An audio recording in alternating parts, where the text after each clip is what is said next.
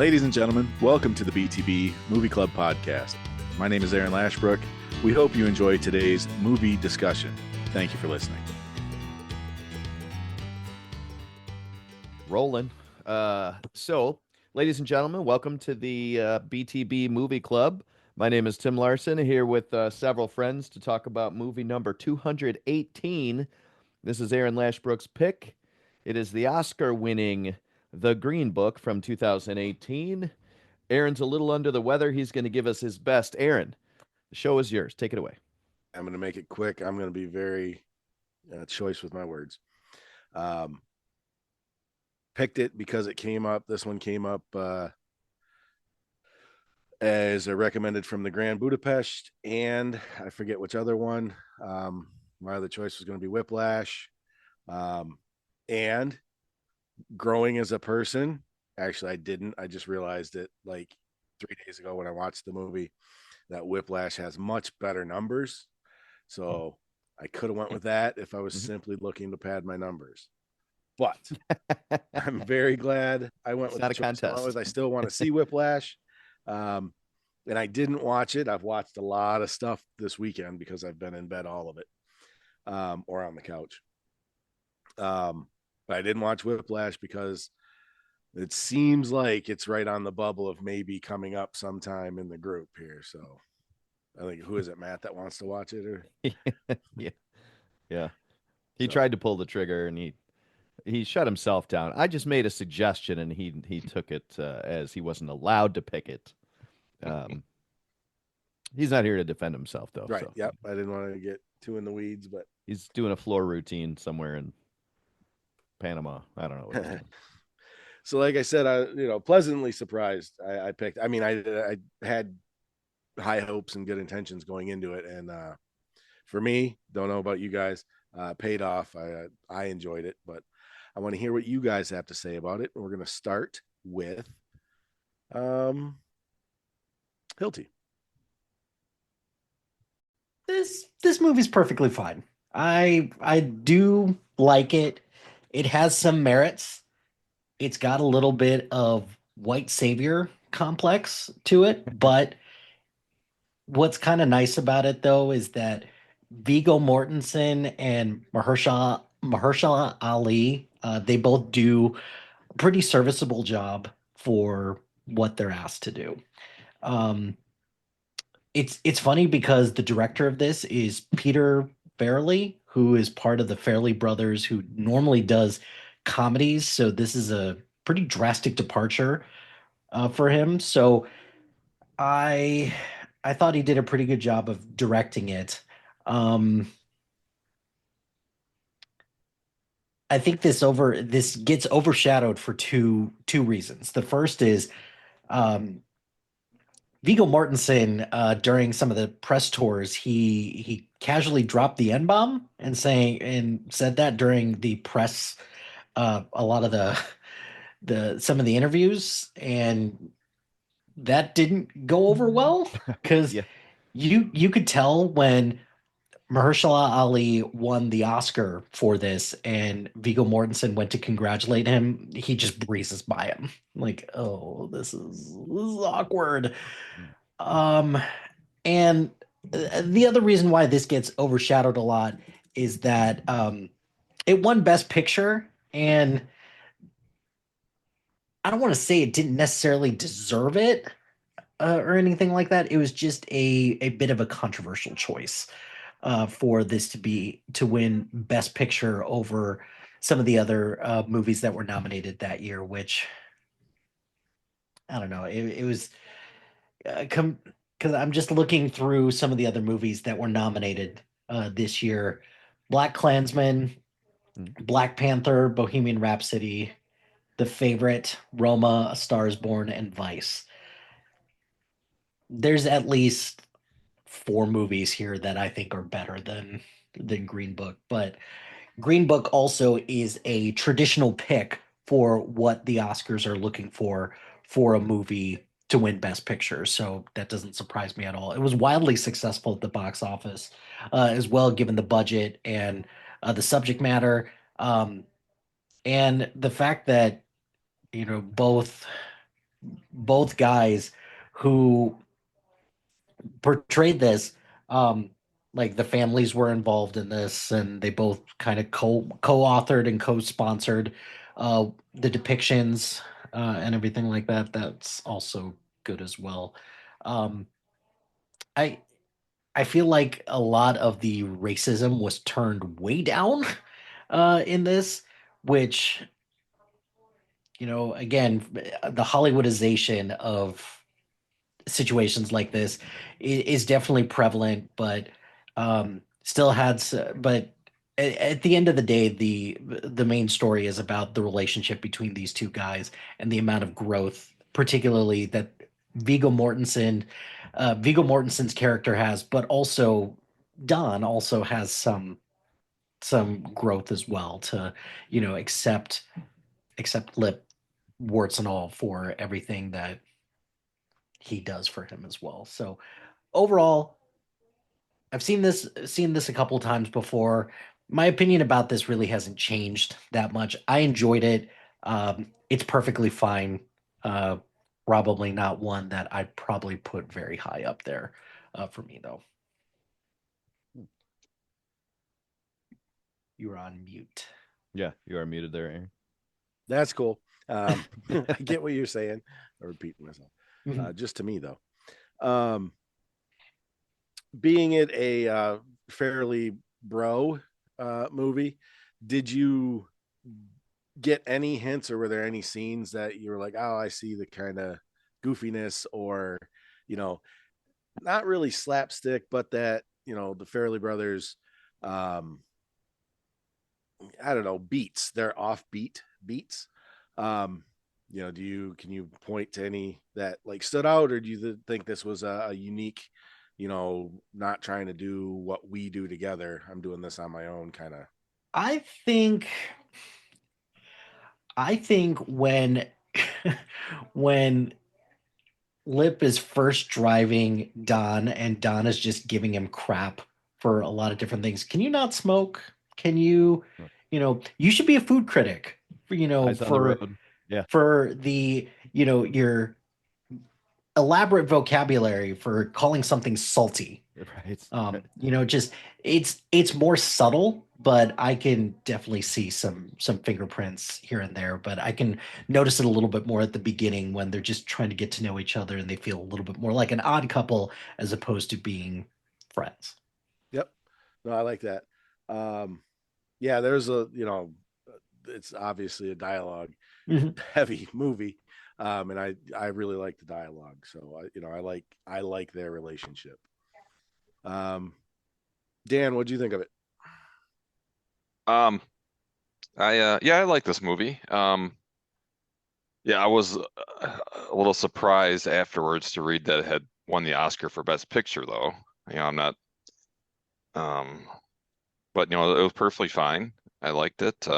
Tony, is a character that knows how like things work in life, and you see him with these kind of on the fringe of, mob connections. He knows people through the club and through jobs that he's had.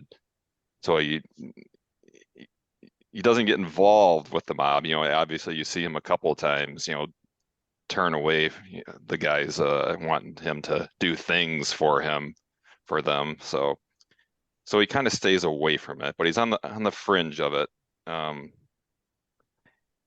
he and you can tell he doesn't have that much money because he does things like he takes the hat from the girl, gives her like $5 for the hat, and then gives it back to the guy and gets a lot more money for it.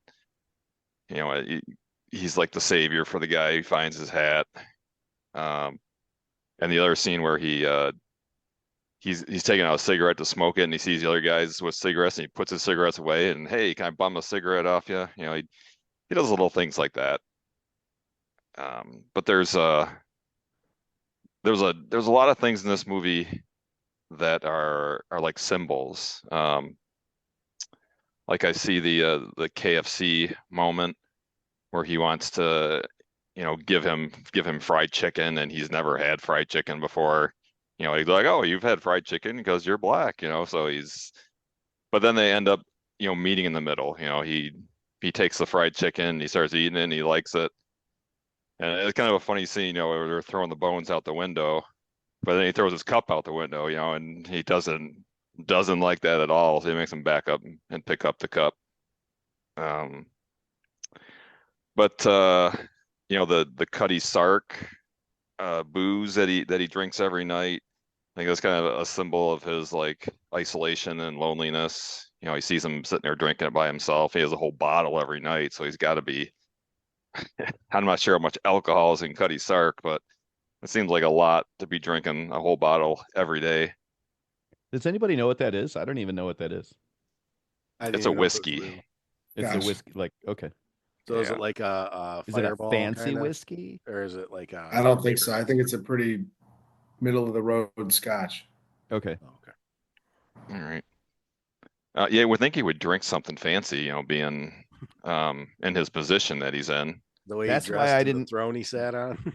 That's Yeah. why I thought I didn't know what it was. I was like, oh, he's drinking fancy whiskey that I wouldn't know about, Right. Um, but yeah, and it's kind of funny at the beginning too. He does things like he has to stop at the side of the road and take a piss. And then when he gets out of his car, he takes his wallet because he's afraid that this is a black guy. Hey, he's gonna steal my wallet. And really they're the opposites. He's the guy that's would likely steal something, and Don is not. But yeah, I like this movie. It's the first time I've seen it. Um, I like the music in it. I'm not sure if that was him playing the piano. Maybe somebody can tell me. It wasn't. Yeah, I was thinking probably not, um, but he did. We're now when they were showing the close up of his hands, was it somebody else sitting there, Yep. or was it him just They pretending did a to real play? nice job of making it look like it was him, but it wasn't. Yeah. Okay. All right. But yeah, like this movie, perfectly fine, and I'm glad I watched it. So when I think it was the bass player came and got Lip and brought him to the bar the first time to save him. Mhm. Did Lip have a gun?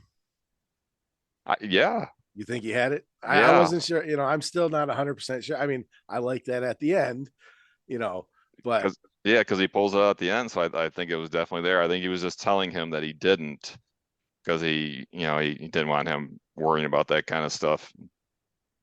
yeah, I think it could be 50-50. Either he didn't have it with him. I don't think he would have bought a gun down south. He didn't decide to pick one up. I think he had brought the gun at the end with him. I just don't know if he had it in the bar, because it really looked like he was bluffing to me.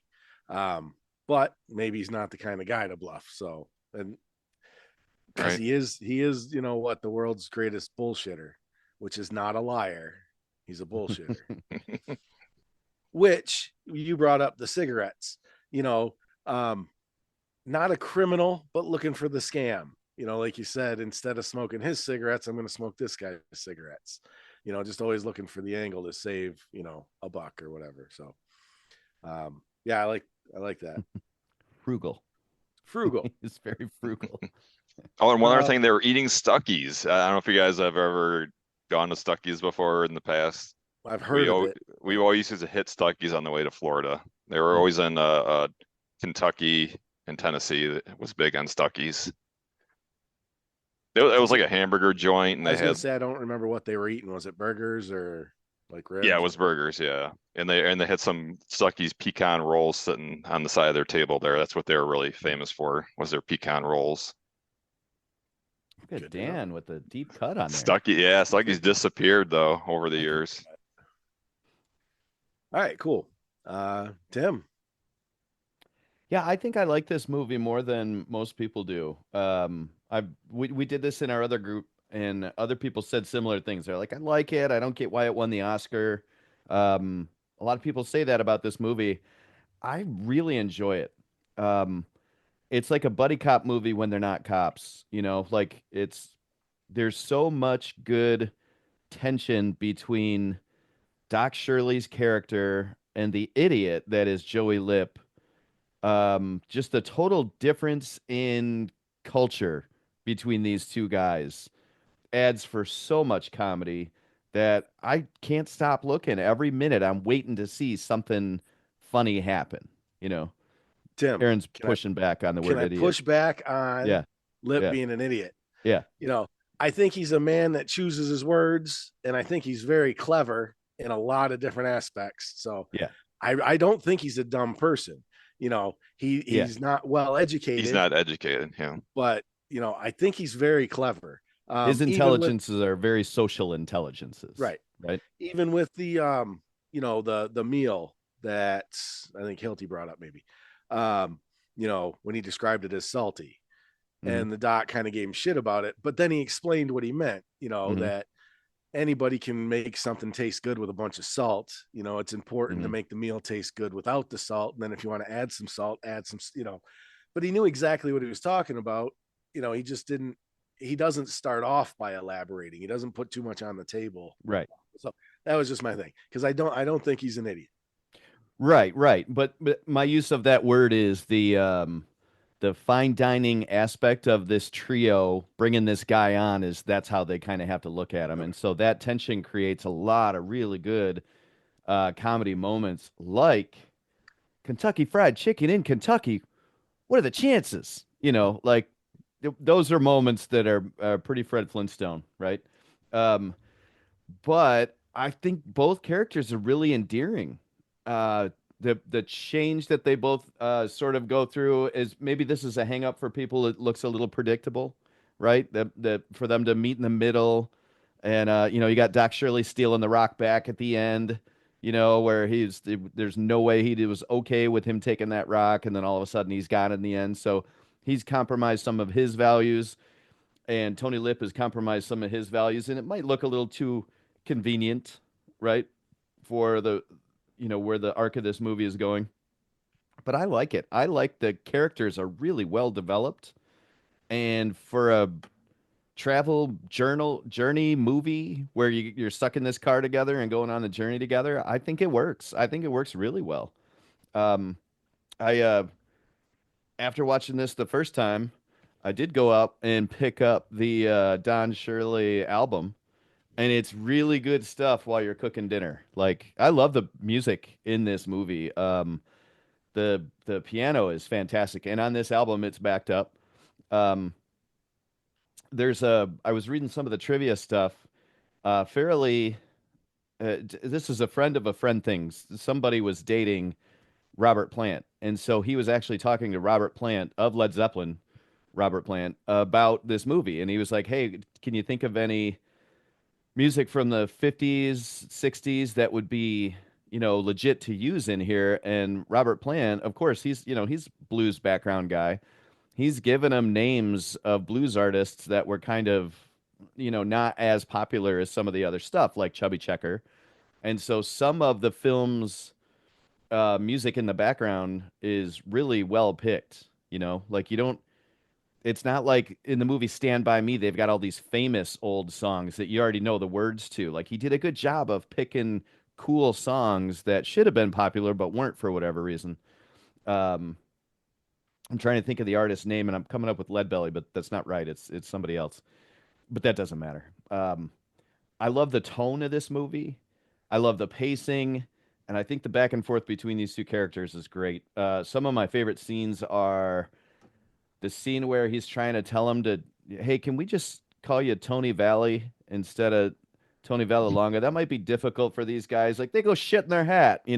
He's like, okay, that's another thing. Can we not swear? They go fuck themselves. Okay, good compromise.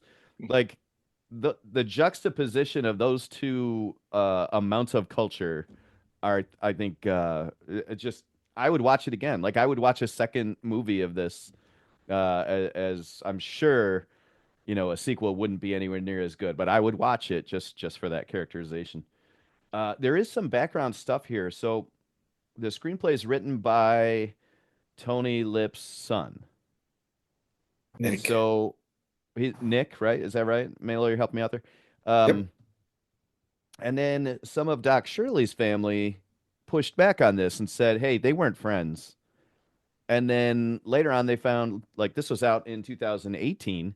in 2019, they found an interview where Doc Shirley is actually recorded saying, we had to be more than just work associates. I mean, my life was in his hands. We had to be friends. And so there's a little bit of controversy within family and how they felt about this relationship. But for me, who cares? I enjoy the movie, you know? But then how well did his family know him? Because during the movie, he said he wasn't close Yeah, to them. yeah. So there's some tension there, right? With even within the family. So I think that stuff's pretty interesting. Um, yeah, I like Tony Lip's arc. I like throwing the glasses away to the point where you get back to the dinner at the end and say, "Hey, don't call him that." You know, like I like that sort of learning curve just from having real experience with somebody. I mean, that's a real thing. It's easy to have negative feelings when you don't have real life experience. And oh, by the way, one more trivia thing. The family sitting around having dinner, that is actually Tony Lip's family. And Nick apparently like manipulated people to get those people as actors by telling like I think Vito Morganson, he was like, yeah, Farrelly's already on board with these guys doing it. And then he told Farrelly, Morganson vouches for these guys as actors. None of that was true. And they didn't know it until the press tour after they were already on there. So he tricked the director and the actors into getting his own family into the sitting around the table. And I think they do a pretty good job. The only The the one is a well-known comedian. okay. You know, kind of the cousin that's standing up, and when the doc comes in, like everybody's silent for a second, but then he's Yeah. the first one to make some room, you know, and Yeah. get him a seat. So, but because Yeah. he's in a TV show that I watch right Okay. One of the guys that's an actually family member, Vito Morganson said later, created continuity issues because in between takes when they'd say cut, he just kept eating. He's like, I don't know what you guys are talking about, prop food. This stuff's great. And so you go to the next scene and half his plate's gone because he wouldn't stop eating. I think that's great. And Tony Lip himself was in scenes in The Sopranos. Some information there so you can get a good look at him there. So, all right, I talked long enough. I really enjoy this movie. I don't mind anybody else's opinion on it. For me, I think the relationship of the two guys throughout the movie is pretty cool. No, some of the things you brought up was like exactly why I really enjoyed it. And it was kind of what I needed. Like I said, I watched it, you know, it might have been Friday after I'd been laid up for 2.5 days already. And it was perfect. It was emotional enough without being a huge thinker. Yeah. Nice arcs, nice characters. Um, you know, I really liked it for that. The YMCA scene, you got what they were getting at without being beat over the head with it, you know, and they moved on.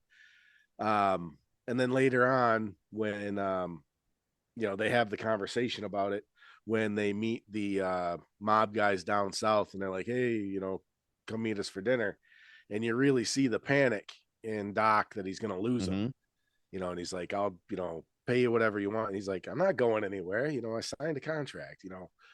He's like, "Oh, just the other thing." And he's like, "I've worked, what do you say, like clubs in New York for 15 years. I know it's difficult Complicated out there. world. Complicated. It's a Complicated world. complicated world. You Yeah. know, I just thought that was a great way he handled it. So Yeah. one of the other things where I was saying, like, he's a smart guy. Mhm. You know, he gets it. But like you were saying, it's more of a social intelligence. Right. Than Yeah, he's not an a book SAT learner. smart. Yeah. He's a street smart. All right. Melo, what'd you think? Actually, before Oh, before Melo goes, I actually do need to leave, Oh, but before I leave, it's my pick next yep. week. So I took a look, and unfortunately, because most of my movies don't have anything to do with music, I can't pick Whiplash. So sorry, guys, for that. But Matt. I am. I really wanted to though because Whiplash is a fantastic movie, and for the most part, I have seen most of the movies that were on all of the recommended lists. So I'm just going to pick a movie that I love that I'm not sure a lot of people have seen because this was like a COVID movie, and it kind of didn't do great at the box office, even though I actually really enjoyed it. So this ended up on two of my list. It ended up on the Nice Guys one, and it ended up on the Everything Everywhere All at Once one as well. So I'm picking the I don't remember what year, but for next week we're going to watch Bullet Train. Oh, all right. Has anybody ever seen it? I saw it. Nope. Okay. Nope. I like this All right. pick. I haven't seen it. I know about it, and I always wanted to see it. So cool. Matt's probably not seen it. Mike's definitely not seen it.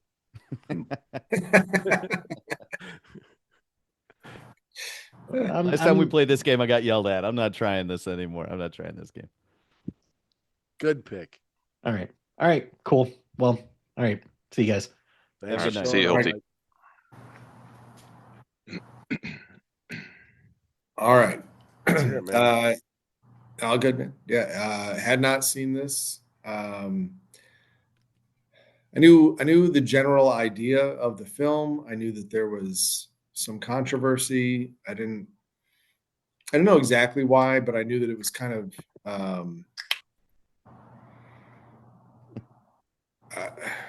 based on the content. Folks were kind of not happy that I didn't know enough, like in the way it was done, or that they stepped over a line or something like.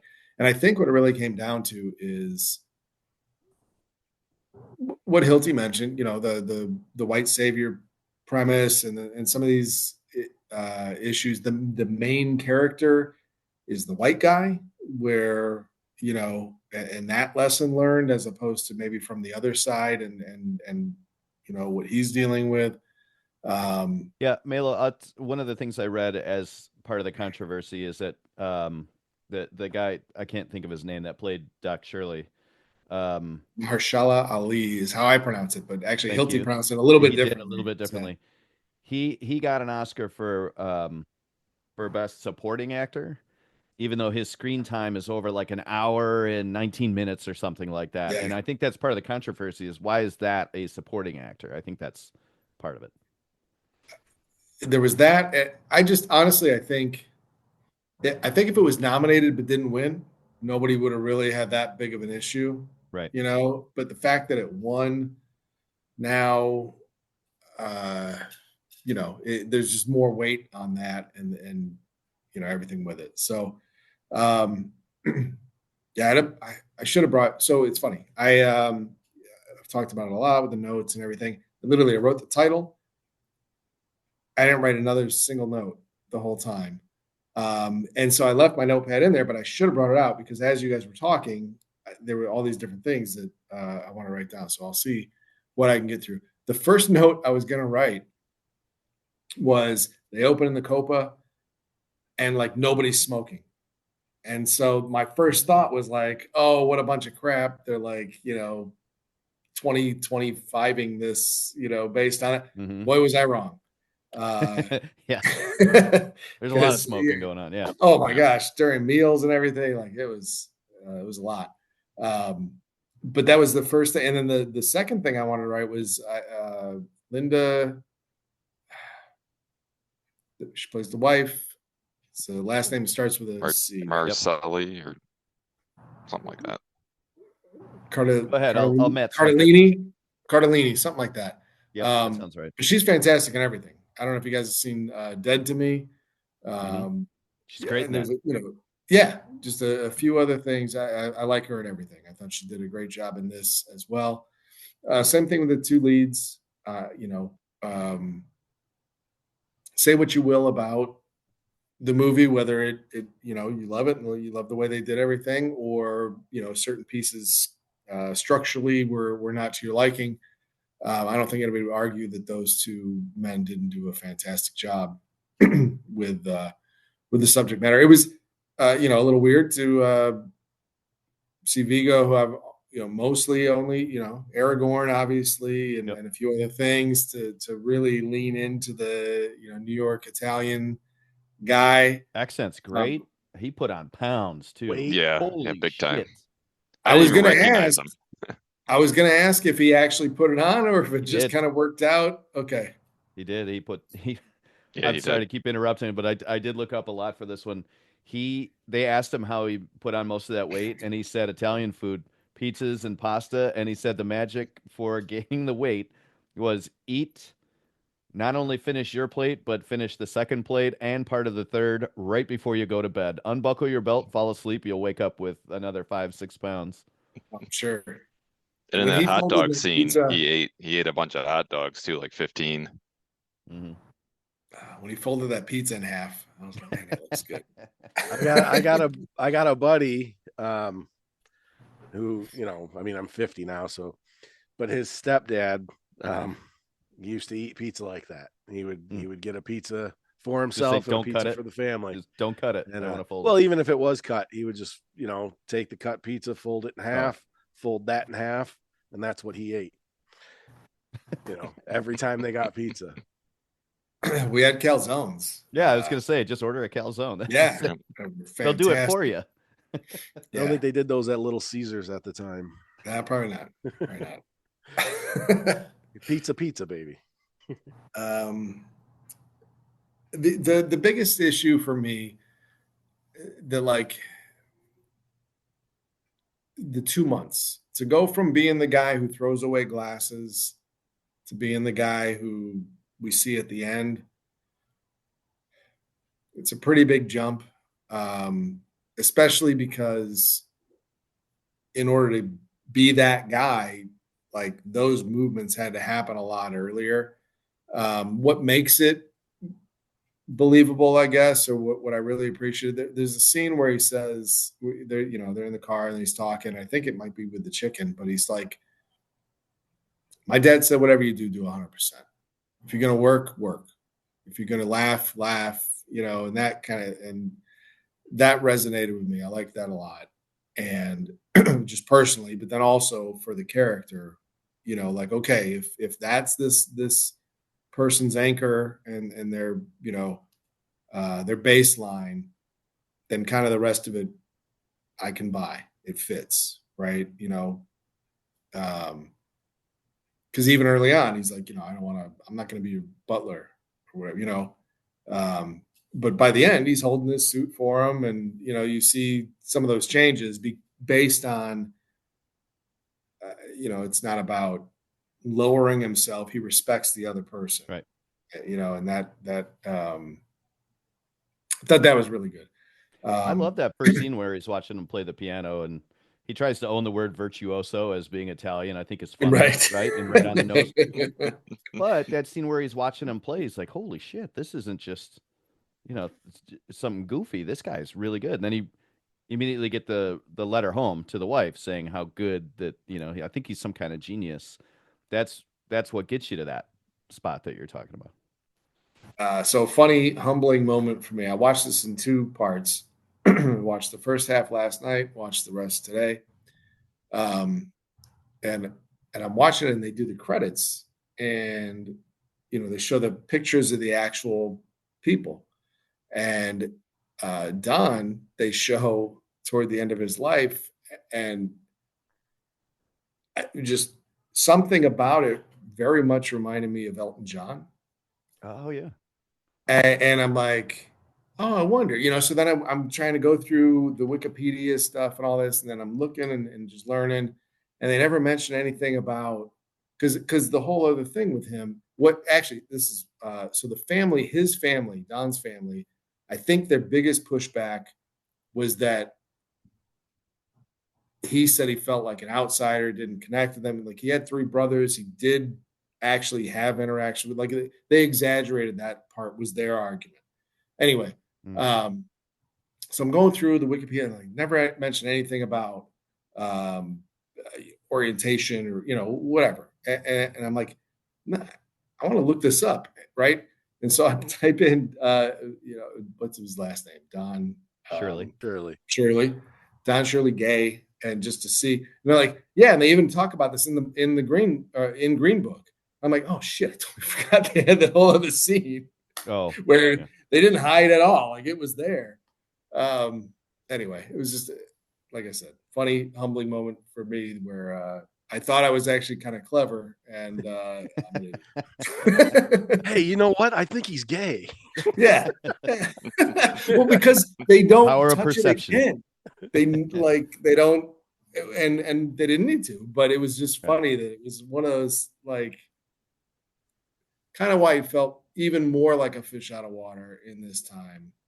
Uh, like he didn't need any more layers, but that was an extra one, and the movie itself didn't do more than touch on it for a second, and like Aaron said, handle it, specifically Tony in a pretty good way, where just move I, on because it's yeah, I already think the only other time they bring it up is when he leaves the car in the rain and he goes and chases them down. He says, I don't I'm fit not in man with enough. blacks, I don't fit in with the whites, and I'm gay.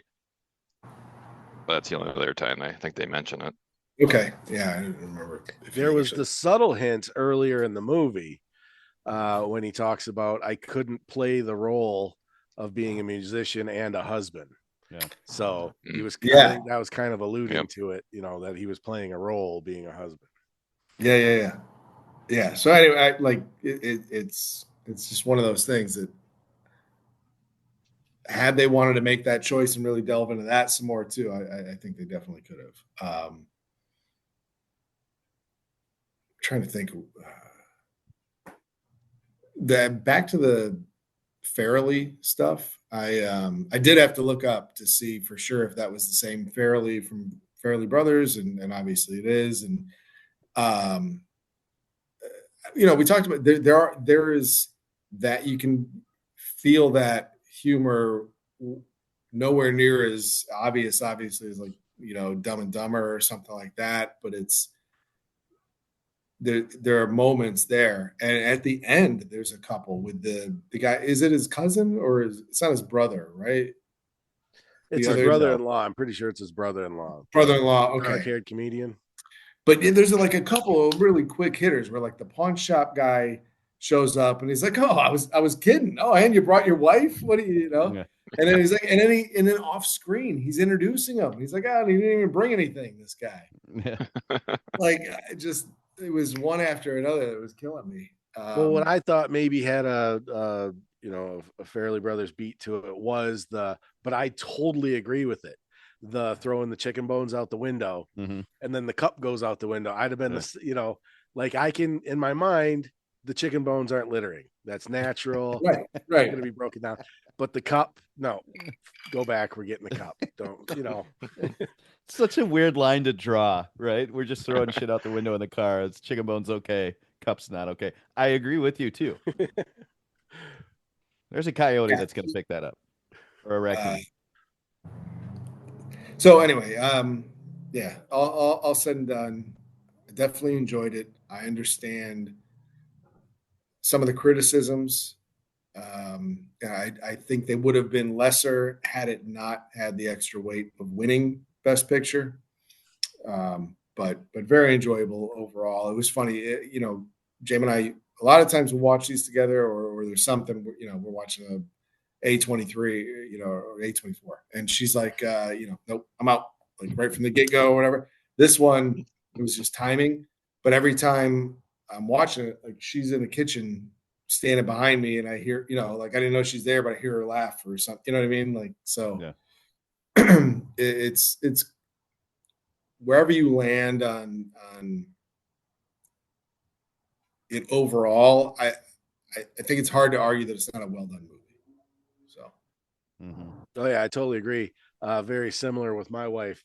Wasn't in the room, maybe not even home when I started it. But by KFC, she was coming in from the kitchen and standing in the doorway where she could see the TV, and then walking away. And then like I'd laugh and she'd come back in and sit down, but she was listening the whole time. She never like asked me to catch her up because she knew what was going on, but she just, Yep. so very, Mhm. and then she, watched it through the end with me. So You guys, I'll tell you one thing that I did mention before that I wanted to bring up is his smile when he's playing the piano. Don Shirley is the fakest smile in the world. Like when he's in Yeah. those galleries, I mean, it is. It look. he had to have done this on purpose. The actor, it's the most fake smile that looks brilliant, right? It's a beautiful smile, but you can tell there's no warmth in the eyes until you get to the place with the orange chicken or whatever that place is. When he's on stage and he removes the whiskey from the piano, which is a nice little cutesy little move right there. But he starts with the fake smile, and then by the time he's really getting into it with the other guys, you see a legitimate real thing going on there. Like he's having a moment where he enjoys something. And that's a really cool scene for me. That whole scene is really cool anyway, but that moment you can tell that there's a pure actual joy going on with that guy in that moment. So there were two things. So the line at the end of that, when they're walking out to the parking lot, and the Gonna guys throw are a going to lot of be cash in the there. bar. Yeah. Yeah, right. Yeah. But he's like, that was so much fun. I would do that for free once a month.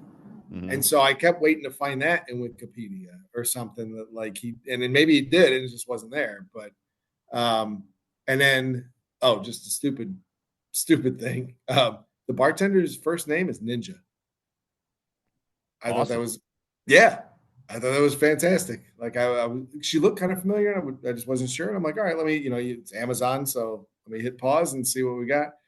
And yeah, her first name is Ninja. It's great. So the female bartender at the Orange Bird. Yes. Yep. Okay. That was cool. It's the orange bird. Did I say orange chicken? Something like that. It's a Chinese dish, isn't it? Yeah. They don't have the orange chicken. Oh, I I'm mean, it right on was top of it chicken. today.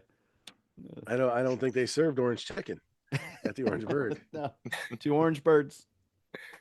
No, that's super quick. Talking about that scene, the Orange Bird scene.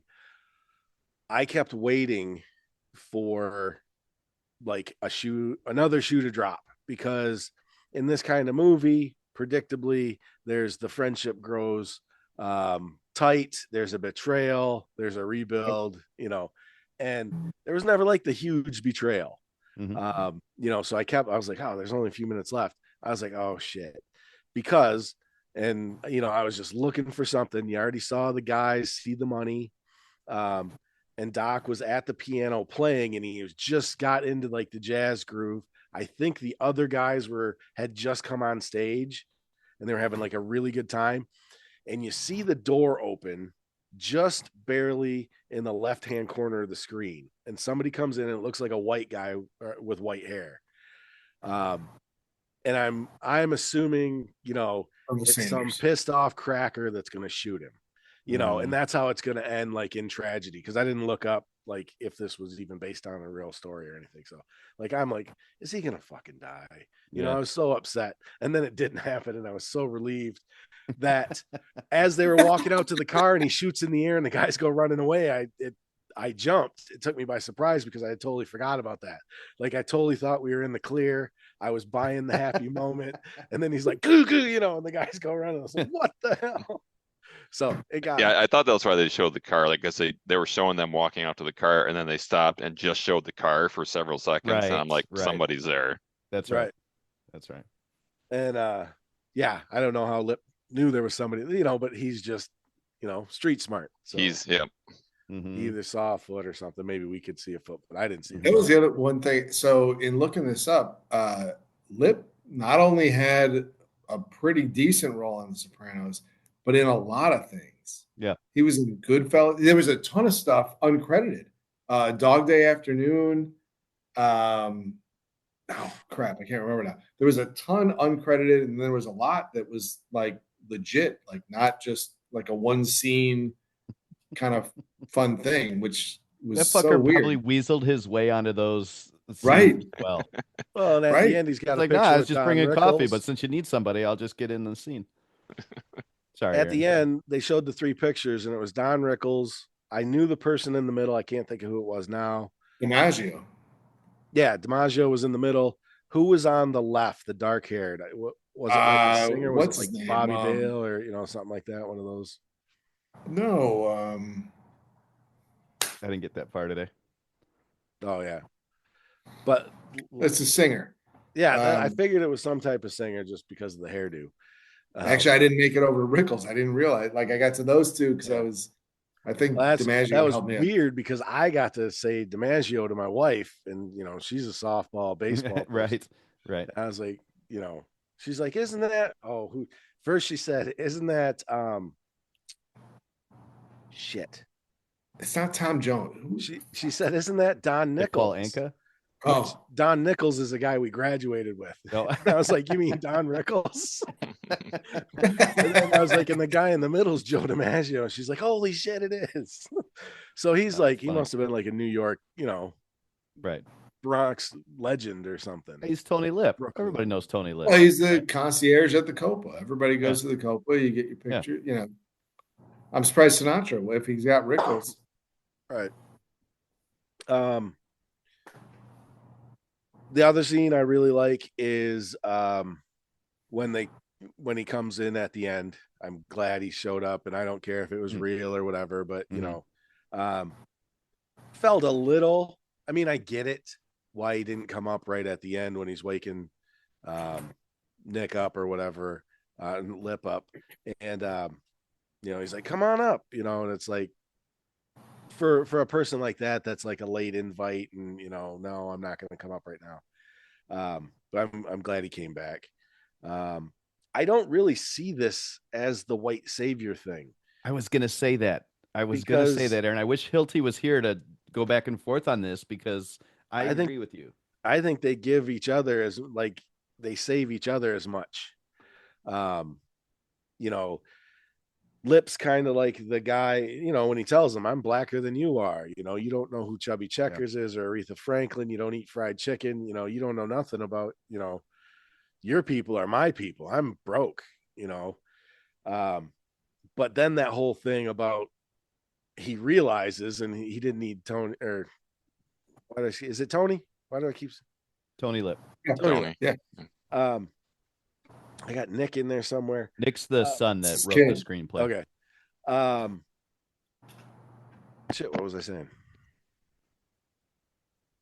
Well, let me take it for a Not minute here. White Like, Savior. I think of White Savior and I think of like The Blind Side, where somebody's using their what people like to call white privilege as a stepping stone to sort of, in quotes, help a black person to a better spot, but they're not really, that person's life isn't really better. They just, got them from one.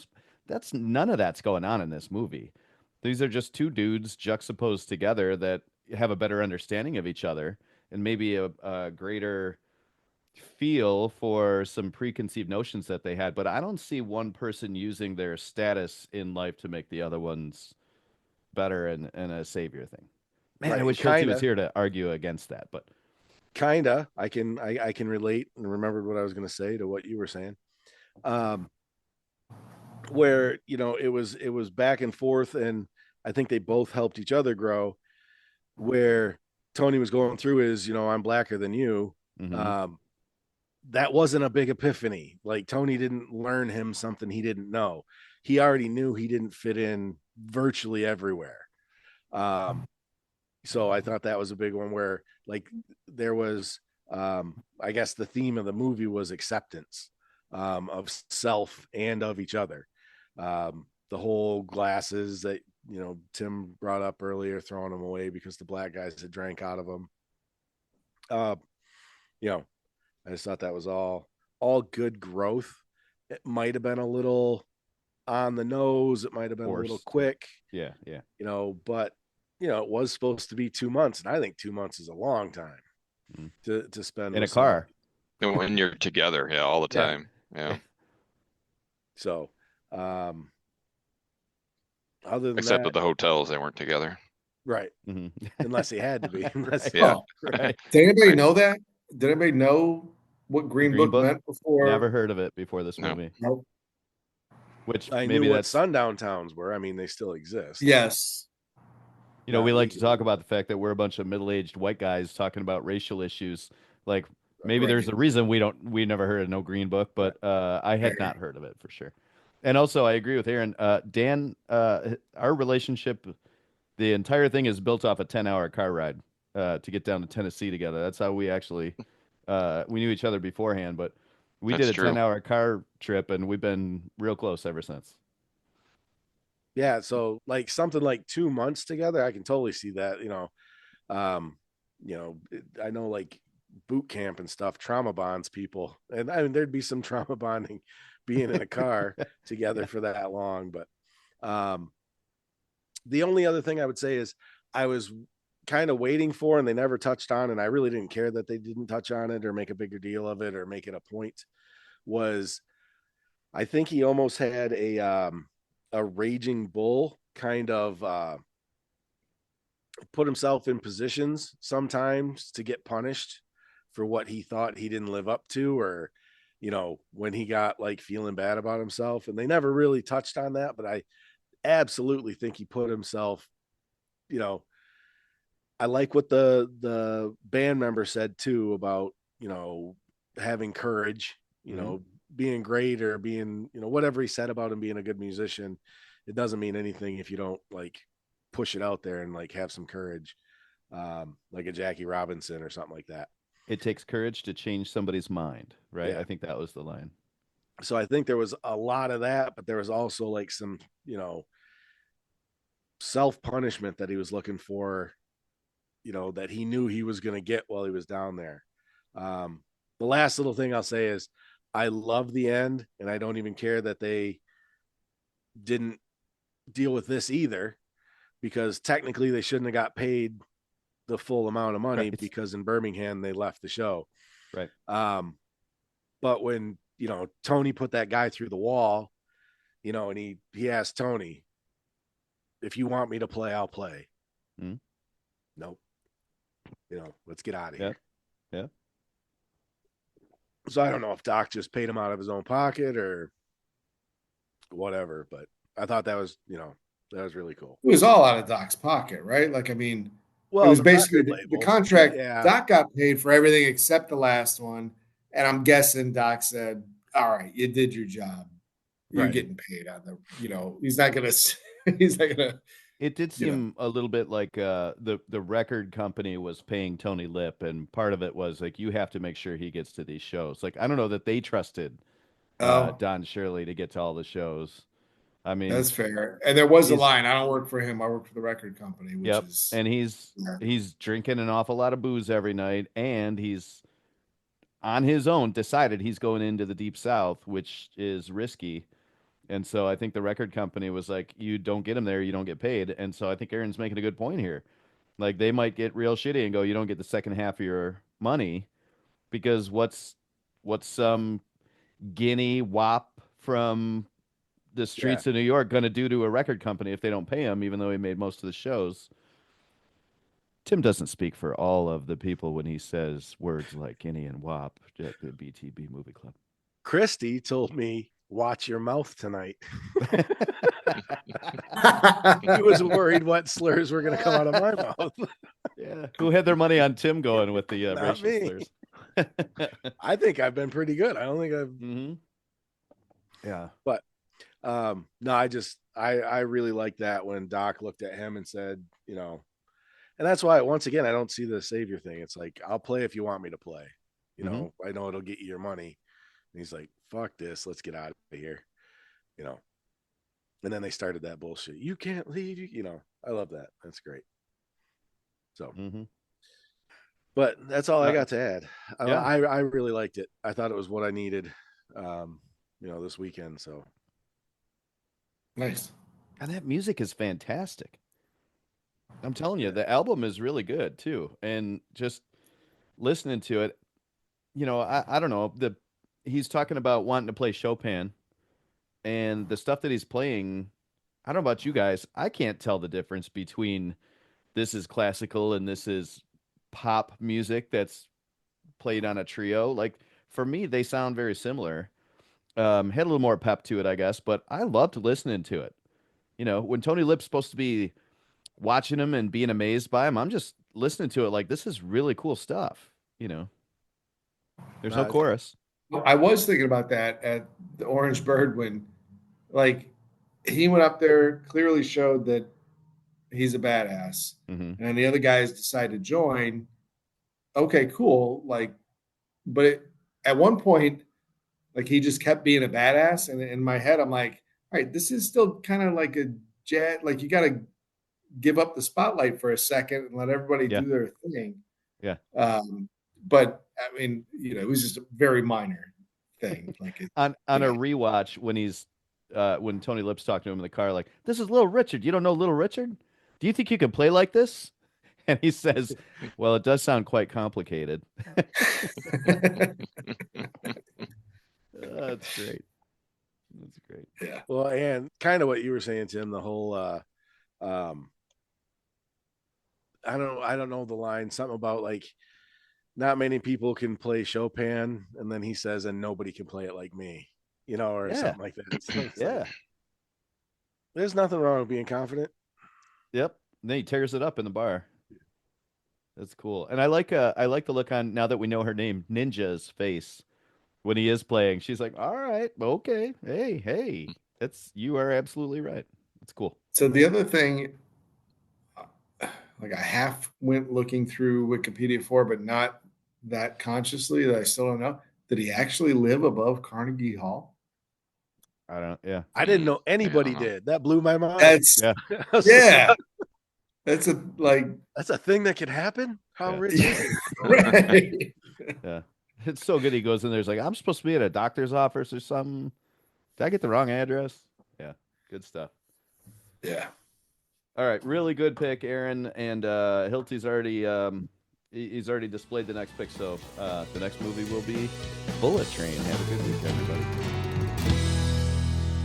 That'll do it for this episode of the BTB Movie Club podcast. Thank you as always for listening. We know we enjoyed ourselves. We hope you did too. Have yourself a great week. We are partnered with the SPDM Crew Podcast Network.